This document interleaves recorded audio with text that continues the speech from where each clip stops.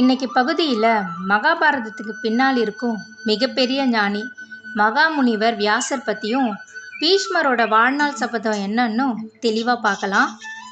வியாச முனிவரை வியாத வியாசர்னு ஏன் அழைக்கிறாங்கன்னா, உலகில் இருக்கிற வேதங்களை தொகுத்து வழங்கியவர் அவர்தான்.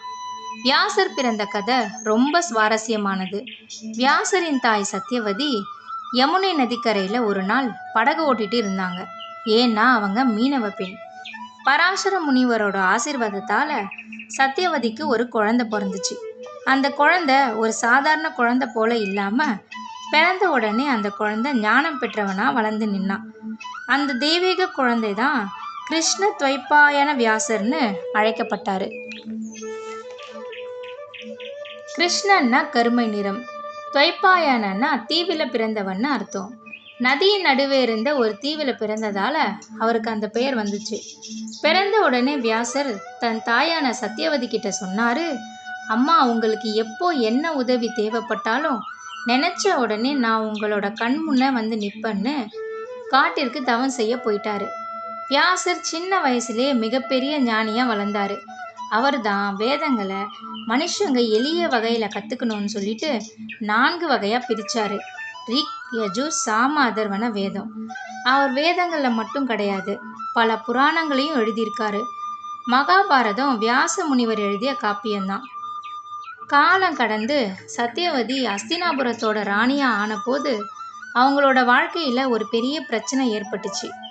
சத்தியவதியோட மகன்கள்லாம் இறந்ததால் குருவம்சம் தொடர வாரிசு இல்லை.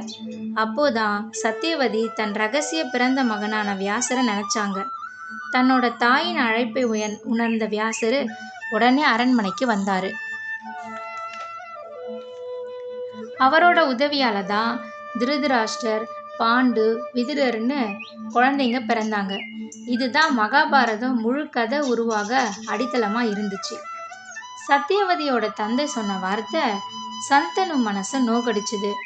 அதனால மகாராஜா சந்தனு கங்கை நதிக்கரையில் அமர்ந்திருந்தார்.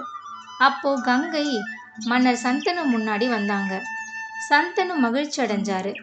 காலம் வரும்போது என் மகனை திருப்பி உங்ககிட்ட சேர்ப்பேன்னு கங்கை சொன்னது சந்தனுவுக்கு ஞாபகம் வந்துச்சு. கங்கை தேவவிரதனை நல்ல அறிவு, ஒழுக்கம், கல்வி, கலை, ராஜநியதின்னு எல்லாம் சொல்லி கொடுத்து சந்தனுக்கிட்ட ஒப்படைச்சாங்க. சந்தனு தேவவிரதனை அரண்மனைக்கு கூட்டிட்டு போய் தன் வாரிசுன்னு சொல்லி மகிழ்ந்தாரு. சந்தனு மகாராஜா தேவவிரதனுக்கு இளவரசு பட்டு சூட்ட விழாவிற்கு முடிவு பண்ணாரு. தேவவிரதனும் தந்தையோட இருப்பதை நினச்சி மனம் மகிழ்ந்தாரு. அஸ்தினாபுரம் தேவவிரதனோட இளவரசு பட்ட விழாவுக்கு கோலாகலமாக தயாராச்சு. ஒரு நாள் இரவு சந்தனு மகாராஜா சத்தியவதியை நினச்சி மனம் நொந்தாரு. அரண்மனையில் சுற்றிட்டு இருந்தாரு. அதை பார்த்த தேவவிரதன் சந்தனு கிட்ட போய் கேட்டாரு, தந்தையே, நான் உங்கள் மகன் மனம் நோகும்படி நடந்துக்கிட்டேனா? ஏன் கவலையாக இருக்கீங்கன்னு? உங்களுடைய வேதனையை என்கிட்ட சொல்ல மாட்டீங்களான்னு தேவவிரதன் சந்தனு கிட்ட கேட்டாரு. சந்தனு சொன்னாரு, தேவவிரதா, நீ எனக்கு கிடைச்ச வரம், மாணிக்கம், உன்னால் எனக்கு எந்த கவலையும் வராது. நீ சென்று உறங்கு, பட்டாபிஷேகத்திற்கு தயாராகுன்னு சொல்லிட்டு போயிட்டாரு. தேவவிரதனுக்கு மனசு அமைதியாகலை. தந்தையோட கவலைய காரணத்தை தேடி காட்டுக்கு போனாரு. சத்தியவதியோட தந்தை சொன்ன செய்தி தேவவிரதனுக்கு தெரிய வந்துச்சு. சத்தியவதியை பார்க்க நதிக்கரைக்கு போனாரு தேவவிரதன். சத்தியவதியை நினச்சி அவர் துன்பப்பட்டாரு. சத்தியவதியை சந்திச்சு பேச ஆரம்பிச்சாரு. தேவவிரதன் சத்தியவதி கிட்ட, தாயே, நீங்கள் அரண்மனைக்கு வர வேண்டும், அப்போதுதான் என் தந்தை ஆனந்தம் அடைவார்னு கூப்பிட்டாரு. சத்தியவதி சொன்னாங்க, இல்லை தேவவிரதா, நான் வரப்போவது இல்லை. நீ அரசனானினா என் சந்ததிகள் அரசனுக்கு சேவை செய்யும் ஒரு ஊழியனா ஆவாங்க. அதனால என் மனசு நோகும். என் பிள்ளைகள் அரசனாக மாட்டாங்க. அங்கே எனக்கு என்ன சந்தோஷம் இருக்கு அப்படின்னு சொல்லிட்டு தேவவிரதன் கிட்ட சொன்னாங்க. தேவவிரதன் தன்னோட வாளை எடுத்து வானத்தை நோக்கி உயர்த்தி சொன்னாரு, என் வாழ்நாள் முழுசும் அஸ்தினாபுர அரியணைக்கு சேவை செய்வேன். தர்மமும் நீதியும் அரியணையை அலங்கரிக்கும் வரை நான் போராடுவேன் அப்படின்னு சபதம் செஞ்சாரு.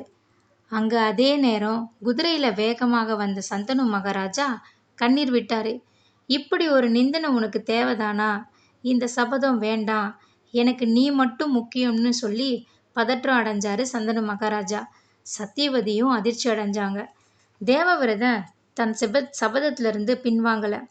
சந்தனு மகாராஜா தேவவிரதனுக்கு ஒரு வரம் வழங்கினார். தந்தைக்காக தன் வாழ்நாளை தியாகமாக்கிய உனக்கு நீ விரும்பாத வரைக்கும் மரணம் உன்னை அணுகாது ஆசீர்வதிச்சு வரமளிச்சாரு. இன்றிலிருந்து நீ பீஷ்மர்னு அழைக்கப்படுவாருன்னு ஒரு ஆசீர்வாதமும் தந்தாரு. அடுத்த பகுதியில் சத்தியவதியின் குழந்தைகள் அப்புறம் விசித்திர வீரியனோட வாழ்க்கையை பற்றி தெளிவாக பார்க்கலாம். காத்திருங்க.